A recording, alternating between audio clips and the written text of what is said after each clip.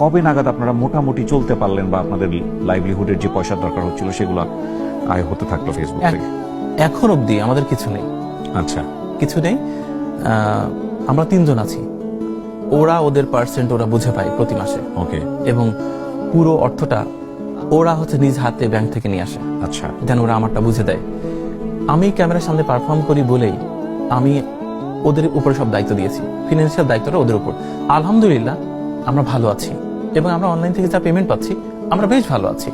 এবং এখানে বলা আছে যে যেহেতু 3টা মানুষ আমরা দুঃসাহসিক একটা আনপ্যারালাল যুদ্ধে নেমেছিলাম, ওরা কত পার্সেন্ট করে পাবে, ওদের হাতে সব ফিনান্সিয়াল দায়িত্ব, আমারটা আমার বুঝে দেয়। দেন বৃদ্ধাশ্রমের মায়েদের জন্য কতটুকু যাবে, কত পার্সেন্ট যাবে, সেটা ওই ডকুমেন্টে উল্লেখ আছে, যত পার্সেন্ট মানব কল্যাণে ব্যয় হবে। সেইটা আমরা কখনো ভিডিও ধারণ করি না। আমরা মানবিক কন্টেন্ট করি, কিন্তু আমরা যেটা দিই, আমরা যেটা করি সেটা কখনোই ভিডিও ধারণ করি না, হবেও না। ওইটা আমাদের আমল কখনো স্ক্রিনে আনা ঠিক নয়, এবং এটা আমাদের নিজের ব্যক্তিগত আমল, পরপরের জন্য করা। তাই রাতের অন্ধকারে প্রায় প্রত্যেকটি রাতেই আমরা একটা না একটা পরিবারের কাছে ছুটে যাওয়ার চেষ্টা করি, বিউটিফুল। যেটা হচ্ছে আমাদের অহংকার, অহমিকা ভালো, যেটা আমরা কখনো স্ক্রিনে আনার চেষ্টা করি না, আনবো না ইনশাল্লাহ।